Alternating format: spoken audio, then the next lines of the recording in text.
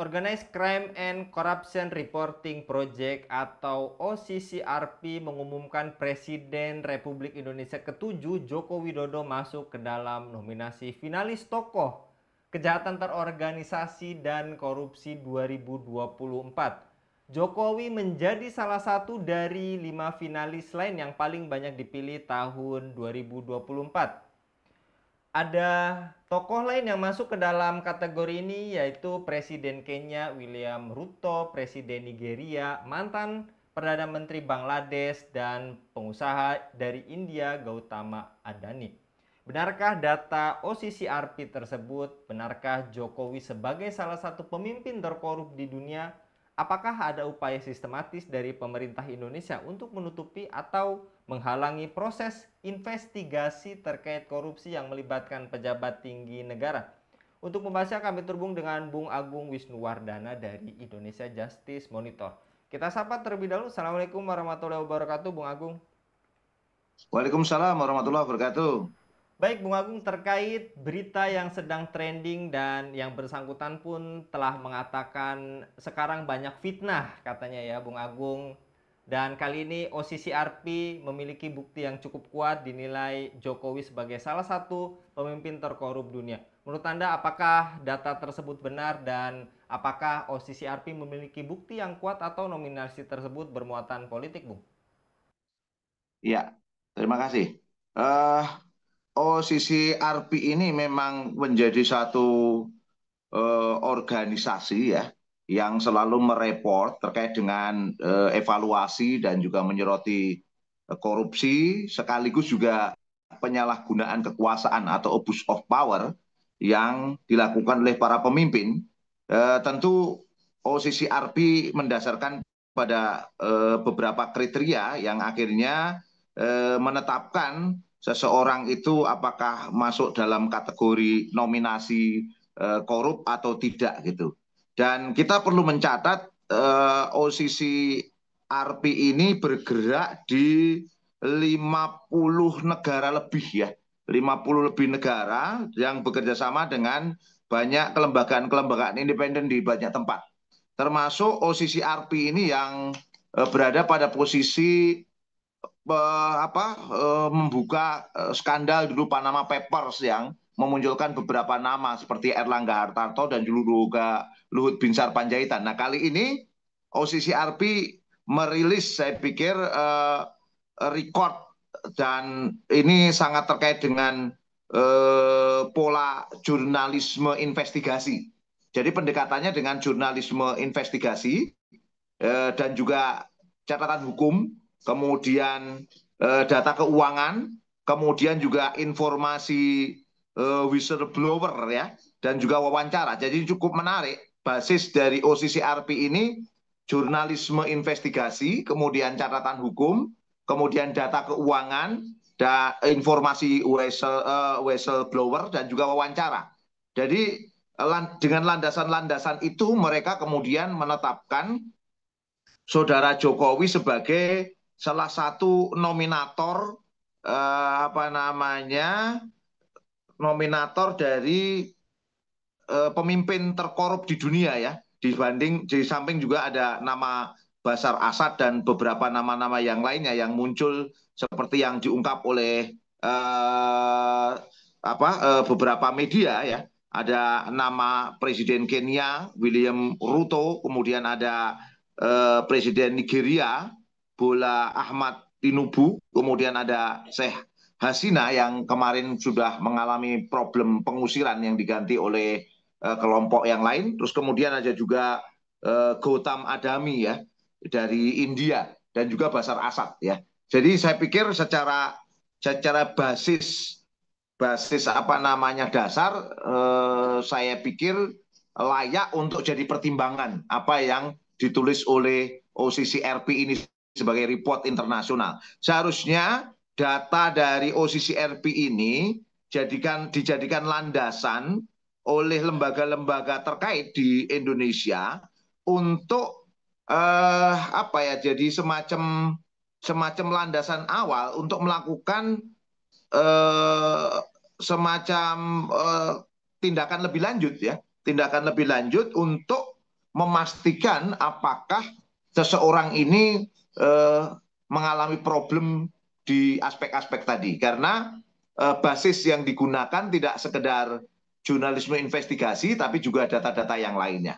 Walau memang ada bias-bias politik internasional hari ini terkait dengan misalnya ada yang menganalisis problem global hari ini, perseteruan antara Tiongkok dengan Amerika misalnya ya, di mana kita tahu bahwa saudara Jokowi beberapa kali melakukan hubungan dengan Tiongkok terkait dengan investasi, misalnya terkait dengan kereta cepat Jakarta-Bandung misalnya, mungkin saja ada beberapa bias-bias politik terkait masalah ini, tetapi saya pikir poin-poin yang muncul bahwa yang dibaca bukan sekedar aspek finansialnya, tapi juga abuse of power-nya. Kalau saya menggunakan beberapa pengamat, pembangunan ekosistem dari korupsi itu yang juga dinilai sebagai bagian dari kepemimpinan saudara Jokowi dalam beberapa tahun terakhir ini. Saya pikir ini sekali lagi sebagai landasan awal yang layak digunakan oleh lembaga-lembaga terkait di Indonesia untuk melakukan penyelidikan lebih lanjut demi kebaikan negeri ini. Karena bagaimanapun juga hari ini data OIC apa yang diungkap oleh OCCRP ini menjadi sebuah kado buruk buat Indonesia di tahun baru 2025 ini dan juga tentu reputasi yang kurang baik buat Indonesia ke depan. Begitu. Dan juga apakah artinya ini mendahului video yang baru-baru ini juga sedang trending, katanya PDIP juga akan membongkar skandal para pejabat, Bung? Ya, saya pikir apa yang kemarin ditanda petik ya, dilawan atau diancamkan oleh saudara Hasto Kristianto sebagai Sekjen PDI Perjuangan, saya pikir itu menjadi catatan menarik ya, karena memang akhirnya apa yang diancamkan oleh saudara Hasto ini seperti didahului oleh data OCCRP ini, walau memang data OCCRP ini kan tidak dibuka secara vulgar hari ini ya, dia hanya membuka catatan demikian rupa, sehingga saya melihat, saya pikir bisa dikawinkan apa yang disampaikan oleh saudara Hasto Kristianto dengan data OCCRP ini. Oleh karena itu, saya tentu mendorong saudara Hasto Kristianto dan PDI Perjuangan membuka data ini lebih luas lagi.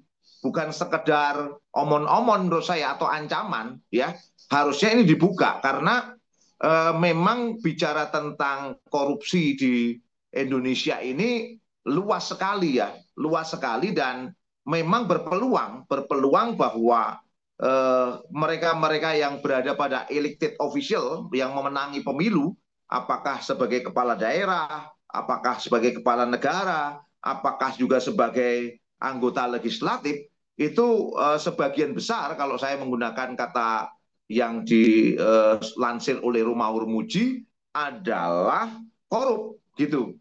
Dan apa yang disampaikan oleh saudari Koni Rahakundini Bakri yang dititipkan data-data video itu oleh Hasto Kristianto, itu menyampaikan bahwa apakah mau ini kita buka-bukaan semuanya. Dia mengancam begitu kan. Apakah mau kita buka-bukaan semuanya.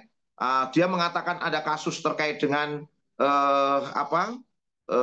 korupsi terkait ekspor nikel ilegal, kemudian terkasus dengan Blok Medan, kemudian terkait dengan 3 periode, kemudian juga terkait dengan kasus Erlangga Hartarto misalnya, kemudian terkait dengan korupsi 300 triliun yang kemarin mengenai Harvey Muiz, tapi ternyata kemudian keputusan hakim hanya memberikan keputusan 6,5 tahun penjara, itu semua ada datanya kata Hasto dan kemudian dikuatkan oleh Koni Rahakundini Bakri. Saya pikir ini harus dibuka betul kepada semuanya yang kalau memang harus restart negeri ini, menata ulang negeri ini, ditata lebih baik lagi, kenapa tidak gitu, daripada kita menyembunyikan semua data-data yang ada. Saya pikir data-data itu sudah sering kita dengar bersama bahwa memang hari ini itu terjadi korupsi berjamaah gitu.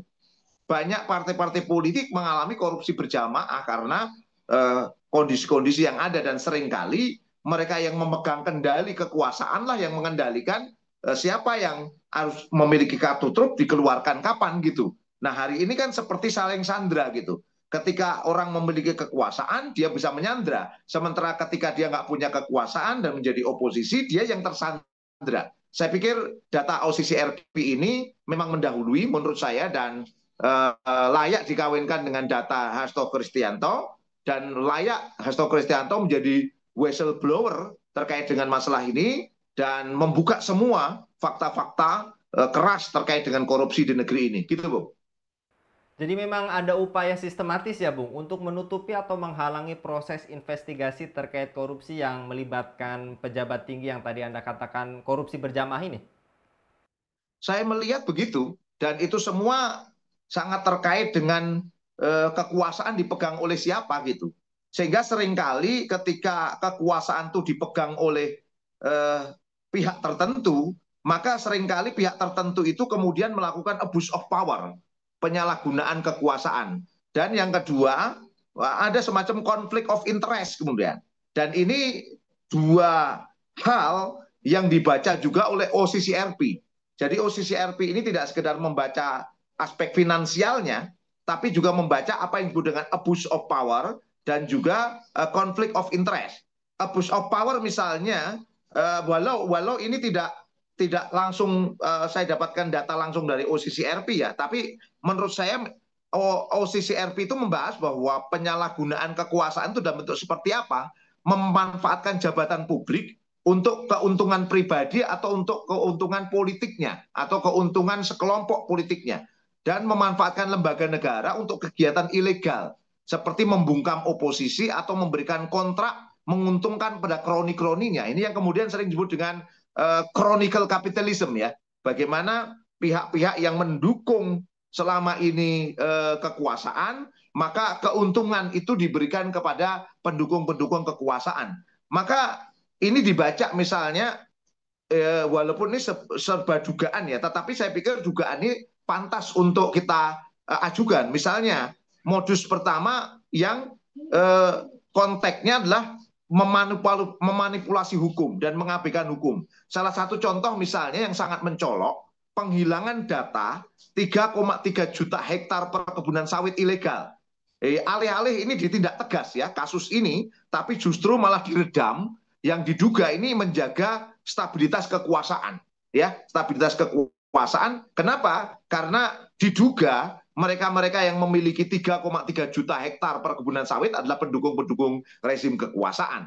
Artinya kalau KPK mengendus hal ini, seharusnya KPK dan kepolisian mengejar hal ini. Jangan-jangan ini ada chronicle capitalism tadi, ada abuse of power dari kekuasaan yang memberikan ruang kepada 3,3 juta hektar perkebunan sawit ilegal ini kemudian. Kemudian kasus yang lain misalnya terkait kriminalisasi terhadap lawan politik. Dalam konteks ini hukum seringkali digunakan sebagai alat politik melemahkan oposisi ya. Fenomena ini mengisyaratkan betapa kuatnya pengaruh kekuasaan dalam mengontrol sistem hukum di Indonesia ini. Dan ini mungkin bacaannya mungkin Pak Jokowi bertanya, mana yang saya rugikan? Secara finansial mungkin nggak langsung bisa ditebak saat ini sebelum ada investigasi lebih lanjut ya. Tetapi paling tidak fenomena-fenomena terkait dengan kriminalisasi lawan politik ini kan terjadi. Seperti yang terjadi pada saudara Hasto ini. Saya tidak menampik kemungkinan bahwa Hasto ini juga terlibat dalam konteks ini, tetapi kita paham bahwa kasus Harun Masiku ini kan sekitar 600 juta, yang sebenarnya kalau dibandingkan dengan kasus Harvey Muiz misalnya yang 300 triliun misalnya sangat jauh sekali gitu. Bukan berarti kita yang 600 juta dikesampingkan, tidak ya, temuannya harus dikendalikan, tetapi kita tahu akhirnya yang pegang kekuasaan ini yang punya kendali gitu. Kemudian praktek korupsi di lingkaran menteri misalnya terkait dengan impor garam, impor minyak, impor beras yang ini diduga juga terkait dengan menteri tertentu yang akhirnya tetap terselamatkan sampai hari ini gitu. Tetap terselamatkan sampai hari ini. Terus kemudian kasus tadi yang saya katakan terkait dengan apa namanya ekspor nikel ilegal, yang padahal ekspor nikel mentah itu tidak diperbolehkan sekarang ini, Tetapi ada dugaan beberapa nama-nama yang juga terkait dengan masalah ini dibiarkan begitu saja. Kenapa? Karena abuse of power demi kepentingan kroni-kroni kekuasaan. Saya pikir ini juga bagian dari apa yang disebut dengan kondusivitas korupsi gitu yang tetap dipertahankan sampai sekarang. Saya pikir kemarin yang ramai juga tentang Airlangga Hartarto yang kemudian digantikan oleh Saudara Bahlil, ini terdengar rumor yang begitu kencang sekali bahwa kalau Saudara Airlangga ini tidak mau mundur dari jabatannya, maka ruang untuk mengkriminalisasi Saudara Airlangga ini akan dibuka luas. Saya pikir ini juga terdengar begitu santer ya, gara-gara kekuasaan ini dibiarkan demikian rupa selama kemudian orang-orang yang diduga tadi mendukung kekuasaan, dan ini aman sampai hari ini. Belum lagi mungkin kita bicara tentang oligarki misalnya, di mana ada kasus PSN misalnya ya, proyek strategis nasional yang diberikan pada sekelompok orang tertentu di masa akhir jabatan Saudara Jokowi. Saya pikir ini juga banyak orang menduga ini ada apa sebenarnya di balik ini semua, di mana PSN ini menguntungkan segelintir kalangan tadi, sementara rakyat yang menjadi bagian yang didolimi oleh keberadaan PSN ini, misalnya terkait dengan PIK 2 gitu. Nah, konflik kepentingan juga muncul di sana yang terkait dengan banyaknya proyek-proyek besar yang akhirnya melibatkan keluarga, melibatkan kroni-kroni, dan ini sudah dibuka juga oleh Pak Faisal Basri, almarhum Pak Faisal Basri, yang mengungkap terkait dengan monopoli ekspor nikel yang ini juga tenggelam begitu saja data ini. Saya pikir hal-hal ini patut untuk diungkap, dan saya pikir memang karena kekuasaan lah yang menyebabkan hal ini tidak diungkap, dan mereka yang melawan kekuasaan lah yang kemudian ditekan demikian rupa. Tapi saya tidak berada pada posisi mendukung Saudara Hasto Kristianto ya, karena bisa jadi Saudara Hasto Kristianto juga memang terlibat dalam korupsi ini. Tapi mungkin ini bentuk perlawanan kenapa yang 600 juta diusut sementara yang triliunan rupiah dibiarkan demikian rupa. Itu, Bung. Jadi memang daftar finalis tokoh dunia terkorup versi OCCRP itu no debat ya, Bung? Ya, baik. Jazakallah Bung Agung untuk pemaparannya pada kabar petang kali ini. Mudah-mudahan Bung Agung senantiasa dilindungi oleh Allah Subhanahu wa taala dalam setiap aktivitasnya. Amin. Demikian pemirsa Ilava News, dukung dengan subscribe, share, dan like. Semoga menjadi kebaikan bagi kita semua di dunia dan di akhirat. Saya Anggi Suara diundur diri.